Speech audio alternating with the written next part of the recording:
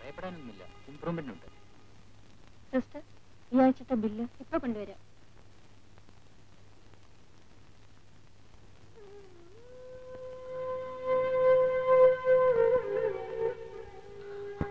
അമ്മ ഒന്നുകൊണ്ടും വിഷമിക്കണ്ട. ഞാൻ ജീവിച്ചിരിക്കുന്നിടത്തോളം കാലം ഒരാപത്തും വരാതെ ഞാൻ അമ്മയെ നോക്കിക്കൊള്ളാം. ഇവിടെ ആരുമില്ലേ?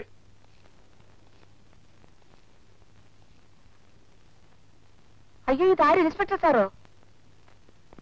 പുതിയതായി സ്ഥലം മാറി വന്നതാണെന്ന് കേട്ടു. ഞാൻ അങ്ങോട്ട് വന്ന് കാണണമെന്ന് വിചാരിച്ചിരുന്നതാ. ഇവിടെ ഉണ്ടായിരുന്ന പഴയ അദ്ദേഹവും ഞങ്ങളൊക്കെ തമ്മിൽ വലിയ ലോഹിത്തിലായിരുന്നു. സരസ്വമ്മ എന്നല്ലേ പേര്? ആന്നേ. എന്താ ബിസിനസ്? അയ്യോ, അങ്ങനെയൊന്നുമില്ല. അതൊക്കെ വെറുതെ ശത്രുക്കാര് പറഞ്ഞുണ്ടാക്കുന്നതല്ലേ. സാറെന്നാട്ടെ, കുടിക്കാൻ കാപ്പിയോ ചായയോ? ഒന്നും വേണ്ട. ഇവിടെ എന്തൊക്കെ നടക്കുന്നുണ്ടെന്ന് എനിക്കറിയാം. പെമ്പിള്ളേരെല്ലാം പറഞ്ഞു വിട്ടിട്ട് മര്യാദയ്ക്ക് ജീവിച്ചോണം. ഒരു മുന്നറിയിപ്പ് നൽകിയില്ലെന്ന് വേണ്ട. ഞാൻ ഇനി ഇവിടെ വരേണ്ടി വന്നാൽ എല്ലാത്തിനെയും പൊക്കിയെടുത്ത് ലോക്കപ്പിലാക്കും. പുറത്തോളൂ.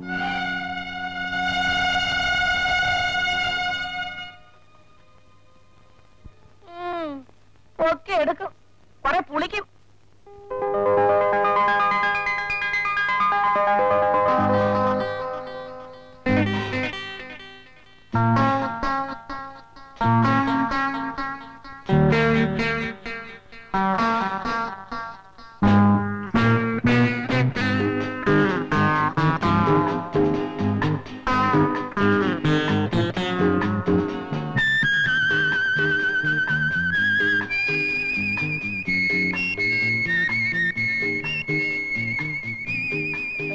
അത് 1800. അയ്യോ,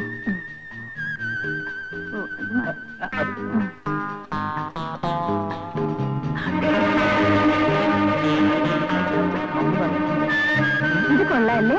പിന്നെ സാവത്രിക്ക് എന്തിട്ടല്ലേ നല്ല ചേർച്ചാണ്. ഇതിന്റെ വില കുറവാണല്ലേ?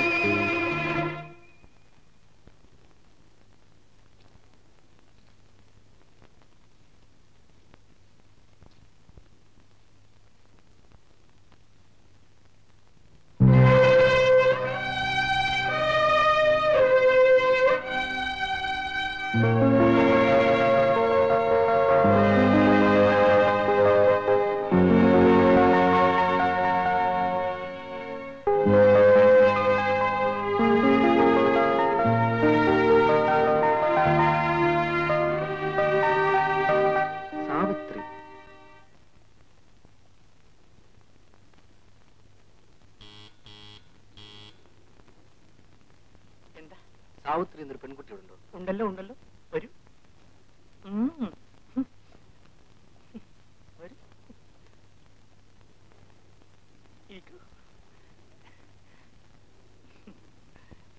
മമ്മി, ആരെയാ ഗോപ അവിടെ? നമ്മുടെ സാവിത്രിയെ കാണാൻ വന്നതാ. നിങ്ങൾ അന്ന് രാത്രി എന്റെ വീട്ടിൽ? അതെ, ഞാൻ തന്നെ.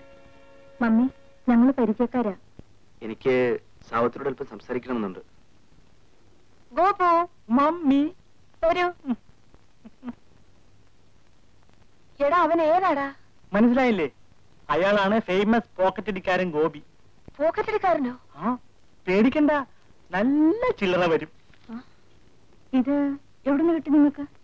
ആ കടയിൽ വെച്ച് സാവിത്രി അറിയാതെ ഞാൻ പൊട്ടിച്ചെടുത്തതാണ്.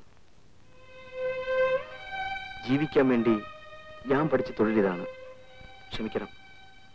അവിടെ വെച്ച് സാവിത്രിയെ കണ്ടപ്പോ എനിക്ക് മനസ്സിലായില്ല. ഈ ബാഗ് നിങ്ങളുടേതാണെന്ന് അറിഞ്ഞപ്പോൾ എനിക്ക് വേദന തോന്നി. കാരണം ഒരിക്കൽ പോലീസിൽ നിന്ന് എന്നെ രക്ഷിച്ചല്ലേ. എന്തിനാ ഇങ്ങനെ മോഷ്ടിച്ച് ജീവിക്കുന്നേ? എന്തെങ്കിലും ജോലി ചെയ്തൂടെ? ഈ ചോദ്യം ഞാൻ തിരിച്ച് സാവിത്രിയോട് ചോദിച്ചാലോ? ആ, ജീവിക്കാൻ ഓരോരുത്തർക്ക് ഓരോ വഴി എന്ന് കരുതിയാ മതി. അതുകൊട്ടെ, സാവിത്രി ഇങ്ങനെ ഇവിടെ വന്നു? അമ്മയെ ഇവിടെ ഒരു നഴ്സിംഗ് ഹോമിൽ അഡ്മിറ്റ് ചെയ്തു. ചികിത്സിക്കാൻ ഒരുപാട് പണം വേണം. അത് ഇവിടെ നിന്നും കിട്ടുന്നുണ്ട്. അയ്യോ മോളെ, നീ ഇയാളോട് വർത്തമാനം പറഞ്ഞിങ്ങനെ നിന്നാ മതിയോ? പോണ്ടേ? ദേ മണി 5:30 മേനോ സാർ ഇപ്പം നിന്നെയും കാത്തിരിക്കുകയായിരിക്കും. ദേ പോയി കുളിച്ച് ഡ്രസ് മാറി ഹോട്ടലിലേക്ക് പോവാൻ നോക്ക്. മമ്മി, എനിക്കിന്നെന്തോ വയ്യ. അയ്യോ, വയ്യെങ്കിൽ തന്നെ അദ്ദേഹത്തിന് വയ്യ എന്ന് പറയാൻ പറ്റുമോ? നമ്മുടെ കുലത്തൊഴിലല്ലേ. അവൾക്ക് ഇഷ്ടമില്ലെങ്കിൽ പിന്നെ നിങ്ങൾ എന്തിനാ നിർബന്ധിക്കുന്നത്? അല്ലേ താനാരോ സാവിത്രിക്ക് ഇഷ്ടമില്ലെന്ന് പറയാൻ? ഓ, സാവിത്രി ഇഷ്ടക്കേട് നോക്കുന്ന ഒരാള്. മര്യാദയ്ക്ക് സംസാരിക്കണം. ഞാൻ ഇവിടെ കാണാൻ വന്നതാ. എല്ലാവരും വരുന്ന പോലെ തന്നെ. അങ്ങനെ കണ്ട അലവലാദികൾക്കൊന്നും കാണാനുള്ളതല്ല ഇവള്. എന്റെ മോളെ നിനക്കങ്ങനെ കാണണമെങ്കിലേ കൈ നിറയെ പണവും കൊണ്ടുവരണം.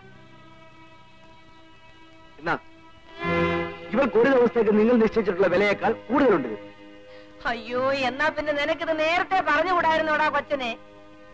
ഗോപു, എന്തോ മേനോ സാറിനോട് നമ്മൾ ഇനി എന്തു പറയും? എന്തെങ്കിലും പറയാം മമ്മി, നമ്മുടെ മേനോൻ സാറല്ലേ. വാ മമ്മി. ഇവരിങ്ങനെയാണ്. എന്തായാലും ഇവർക്ക് പണം മാത്രം മതി. ഞാൻ പോകുന്നു. എന്തെങ്കിലും അത്രയും പണം കൊടുത്തത്? സാവിത്രിക്ക് വേണ്ടി. എനിക്ക് വേണ്ടി പണം മുടക്കുന്നവർ വെറുതെ പോകാറില്ല. ഞാനങ്ങനല്ല. സുഖമില്ലെന്ന് പറഞ്ഞില്ലേ, സാവിത്രി നിന്നും പോകണ്ട. അതിനു വേണ്ടിയാണ് പണം കൊടുത്തത്. ഞാൻ പറ്റേ.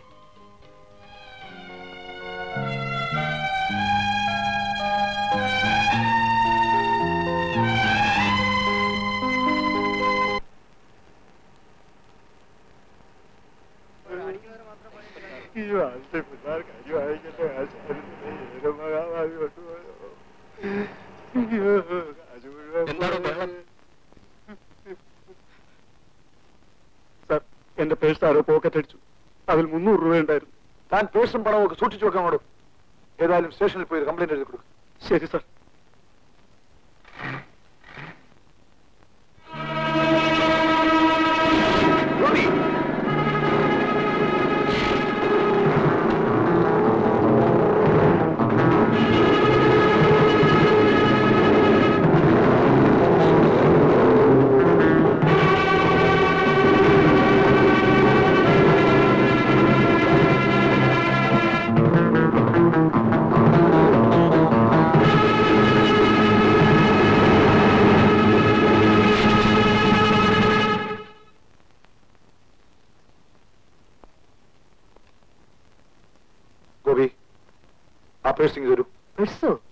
ഏത് ബസ്? ഇപ്പൊ നീ ബസ് സ്റ്റോപ്പിൽ നടിച്ചത്. ബസ് സ്റ്റോപ്പിലേക്ക് ഞാൻ പോയതേ ഇല്ല സാർ. കള്ളം പറയരുത്. മര്യാദയ്ക്ക് പേഴ്സ് വരും. സാർ, പോക്കറ്റ് അടിയാണ് എന്റെ ജോലി. അതുകൊണ്ട് ലോകത്ത് ആര് പോക്കറ്റ് അടിച്ചാലും ആ കുറ്റമൊക്കെ ഞാൻ ഏക്കണമെന്ന് പറഞ്ഞാൽ സ്വല്പം ബുദ്ധിമുട്ടാണ്. ആ സാർ വേറെ ആളെ നോക്ക്.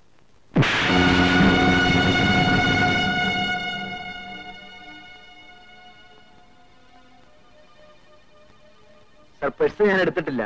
ദയവ് തന്നെ അടിക്കരുത്. എടാ, എല്ലാ കള്ളന്മാരും ഇങ്ങനെ തന്നെ പറയാറുള്ളത്.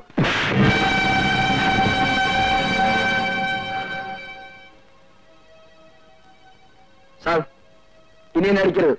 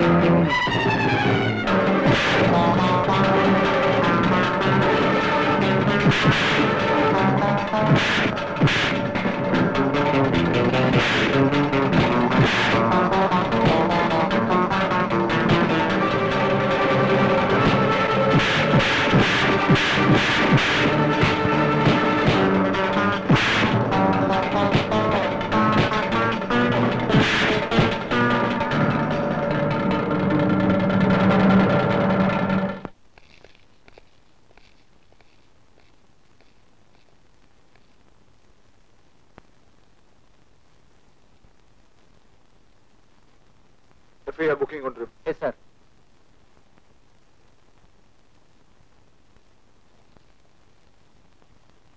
ആരാണ് ഇയാൾ? ഒരു പോക്കറ്റിലേക്കാരനാ, ബസ് സ്റ്റാൻഡിൽ നിന്ന് പിടിച്ചതാ. സാറാ കസാലയമ്മിൽ അവിടെ ഇരുന്നാ മതി, ഇവനെ ഇവിടെ ഒന്നുകൊണ്ട് സാറിന്റെ പോക്കറ്റ് അടിക്കും. ഇതാ സാർ.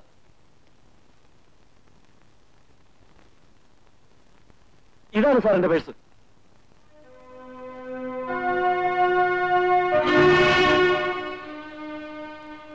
തുറന്നു നോക്കൂ, മുഴുവൻ പണം ഉണ്ടോ? ഉണ്ട് സാർ, മുഴുവൻ പണമുണ്ട്.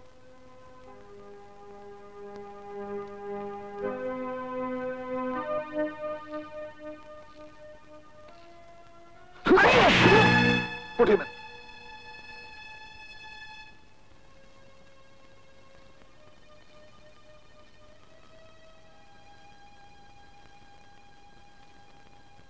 ഗോപി, കുറ്റവാളികളെ കണ്ടെത്തുന്നതിൽ എന്റെ കണ്ണുകൾക്ക് തെറ്റുപറ്റുമെന്ന് ഞാൻ ഒരിക്കലും കരുതിയിരുന്നില്ല. പക്ഷേ ഇന്നത് സംഭവിച്ചു. I am sorry.